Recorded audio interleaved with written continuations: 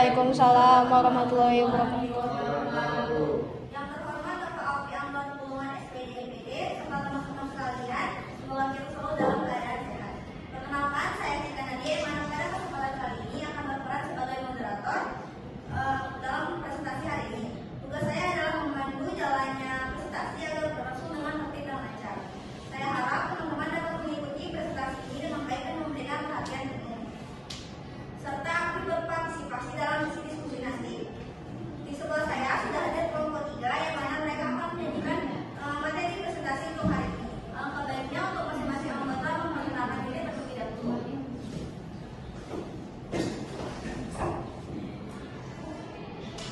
Baiklah, kami di sini dari kelompok 3. Perkenalkan, saya Dwi Wandani dan rekan saya Sulika Sadia. Baik, untuk membersihkan waktu, langsung saja kita masuk pada penyampaian materi. Pada kesempatan kali ini, kelompok 3 akan mempresentasikan materi dengan topik adat bersendika syara dan cara bersendika di Islam. Kepada kelompok 3, silakan untuk memulai presentasi.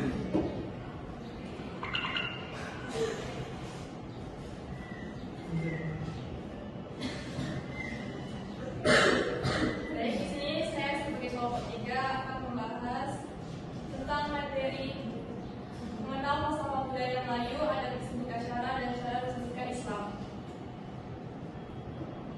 Falsafah budaya Melayu, falsafah budaya Melayu dapat dipahami sebagai pandangan hidup, sistem nilai serta pedoman tingkah laku yang membentuk cara hidup masyarakat Melayu. Falsafah ini lahir dari keraguan atas adat agama Islam dan pengalaman hidup orang Melayu dalam berinteraksi Kelihatan dong kalian? maupun alam sekitarnya. Ia berfungsi untuk menjaga keseimbangan hidup, kehormatan diri, dan keharmonisan masyarakat. Menurut Nancy Effendi, 2004, falsafah budaya Melayu mengandung ajaran-ajaran luhur yang diwariskan melalui pepatah, peribahasa, pantun, gurindam, dan adat istiadat. Ajaran ini tidak hanya mengatur hubungan manusia dengan sesama, tetapi juga dengan Allah dan alam. Sementara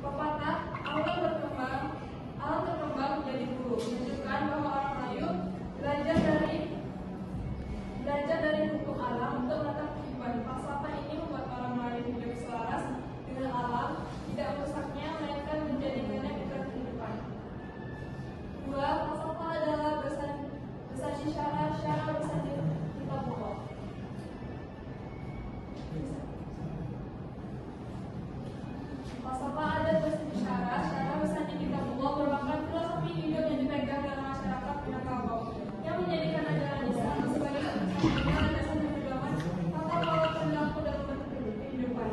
Dengan kata lain, adat bersandi syara, syara bersandi kitabullah, syara mantoh, adat memakai merupakan karakter atau pola kehidupan bagi orang Minangkabau, baik secara horizontal, vertikal, dan dengan sama pencipta, maupun secara horizontal adalah sesama manusia ataupun dengan makhluk lain di alam semesta atau mikrokosmos dan makrokosmos. Alam Minangkabau adalah menunjukkan letak geografis tempat bermukimnya orang Minangkabau di muka bumi dan jaga mencakup cakrawala berbagai serta faktor yang dianut masyarakatnya tentang berbagai persoalan termasuk cara pandang terhadap berbagai dimensi kehidupan. Pesan moral kata alam Minangkabau secara spesifik untuk mengunggah kearifan setiap pribadi di muka bumi pada seluruh umat manusia, bahwa pada prinsipnya seluruh manusia yang ada di bumi ini adalah ada dalam satu semua dari sistem alam semesta ciptaan Allah Subhanahu wa Ta'ala, meliputi dan kosmos dan kosmos. Ungkapan adat bersendirian syara, syara bersendirian kitabullah merupakan falsafah kehidupan yang punya sangat penting dalam kehidupan Minangkabau dan lain. Falsafah ini menegaskan bahwa adat atau aturan dan kebiasaan yang lahir dari budaya tidak boleh berdiri sendiri tanpa bimbingan agama khususnya Islam. Sebaiknya Islam hadir tidak hanya dalam bentuk aturan normatif, tetapi juga mengumpuli dalam kehidupan sehari-hari melalui adat budaya di masyarakat. Selanjutnya akan dilanjutkan oleh rekan saya.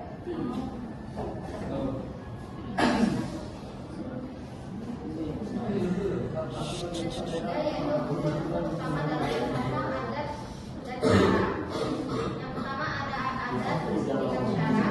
Makna dari adat bersendirian syara adalah bahwa segala aturan adat harus berlandaskan kepada syariat Islam. Adat yang berkembang di masyarakat tidak boleh bertentangan dengan ajaran Islam. Jika terdapat kebiasaan lama atau tradisi yang tidak sesuai dengan nilai Islam, maka adat itu harus diperbaiki atau bahkan ditinggalkan. Dengan kata lain, adat berfungsi sebagai wadah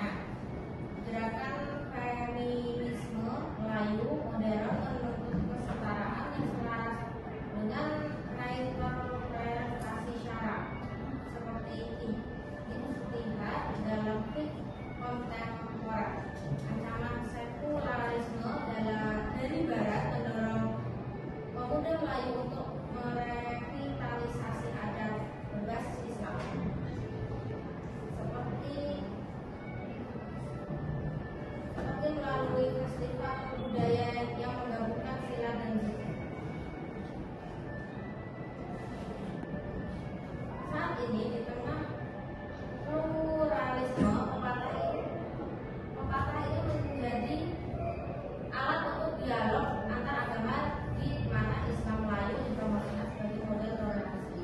Namun tantangan muncul dari interpretasi ekstrem, yaitu kelompok puritan mungkin menolak adat sepenuhnya. Para nasionalis sekuler mengabaikan syarat. Solusinya adalah pendidikan yang menekankan ijtihad kontekstual seperti yang dilakukan oleh ulama Melayu seperti Buya. Saya ucapkan terima kasih kepada kaum ketiga atas kehadirannya yang baik dan jelas. Pada kesempatan kali ini saya minta untuk kelompok 5 untuk menanggapi presentasi dari kelompok 3. Yang kelompok 5 dipersilakan. Baik, perkenalkan nama saya Kesa Putri dengan nikah 1J22 Menurut saya, materi ini bagus karena memperlihatkan bagaimana adat, agama, dan budi saling melengkapi dalam kehidupan masyarakat Melayu. Nilai-nilainya masih relevan untuk menjadi seorang insan di kehidupan. Baik, terima kasih kepada kelompok 5. Selanjutnya saya akan memberikan kesempatan 2 kali pertanyaan pada sesi pertama. Silakan bagi yang ingin bertanya, silakan atau mengangkat tangannya dan menyebutkan nama serta NIM. Baik, saudari Maya, silakan.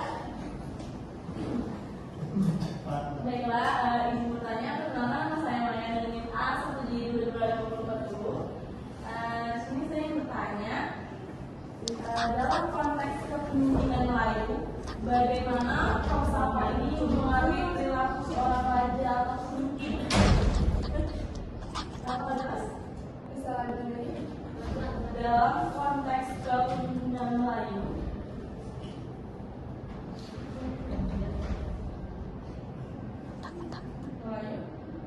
bagaimana falsafah ini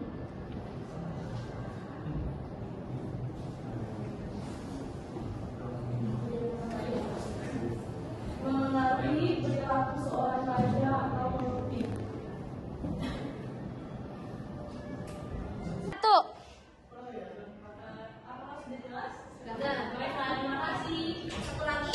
Oke, boleh saudari Zahra. Perkenalkan, nama saya Zahra Rafi dengan NIM A1J22 Pertanyaannya adalah, apa tantangan yang dihadapi masyarakat Melayu dalam mempertahankan falsafah ini di tengah arus globalisasi?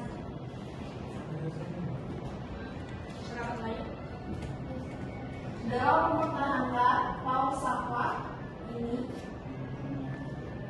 di tengah arus globalisasi.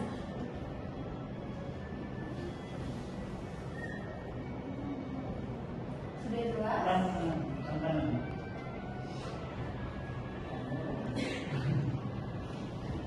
Oke, sekian, terima kasih. Baik, terima kasih kepada penanya. Pada saat ini, kepada sesi ini, saya akan mempersilakan kepada Pak Yati untuk menjawab pertanyaan. Kepada penyanyi, silakan. Baik, di sini saya akan menjawab pertanyaan dari Ciahwa, yaitu pertanyaannya, apa tantangan yang dihadapi masyarakat Melayu dalam mempertahankan falsafah ini dalam era globalisasi? Tantangannya yaitu yang pertama, pengaruh budaya asing. Nilai global seringkali mendorong gaya hidup yang bertentangan dengan adat dan syariat. Yang kedua yaitu modernisasi dan sekularisasi. Pemikiran modern cenderung memisahkan adat, agama, dan kepemimpinan, sehingga falsafah ini beresiko terpinggirkan. Yang terakhir yaitu komersialisasi budaya. Adat seringkali hanya dijadikan simbol seremonial, kehilangan makna beneran sebagai pedoman hidup. Tantangan positif sama negatifnya apa? Gitu ya.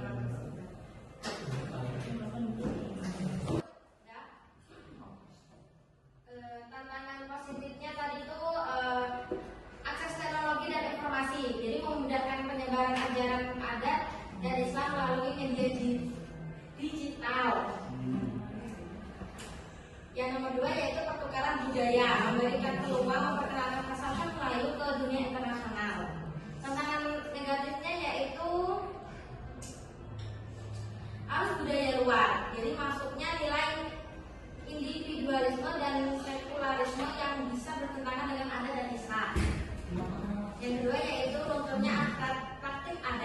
Generasi muda lebih memilih gaya hidup global daripada mempertahankan adat dan cara. Sudah Pak, sudah. Ini lagi. Baik, di sini saya akan menjawab pertanyaan dari Maya. Dalam konteks kepemimpinan Melayu, bagaimana falsafah ini mempengaruhi perilaku seorang raja atau pemimpin? Dalam konteks kepemimpinan Melayu, falsafah adat bersendika, syarat-syarat sendika Islam berperan sebagai kompas moral dan etika membentuk perilaku seorang raja atau pemimpin. Falsafah ini menuntut agar kekuasaan dijalankan bukan semata-mata atau dasar adat, tetapi juga harus selaras dengan ajaran Islam yang menjadikan sumber hukum syara. Dan juga pengaruh terhadap perilaku raja atau pemimpin berikut adalah beberapa aspek penting yang menunjukkan pengaruh falsafah ini. Yang pertama, kepemimpinan berakhlak. Yang kedua, menjadi teladan agama dan adat. Yang ketiga, menegakkan keadilan. Yang kelima, menghormati majelis dan ulama.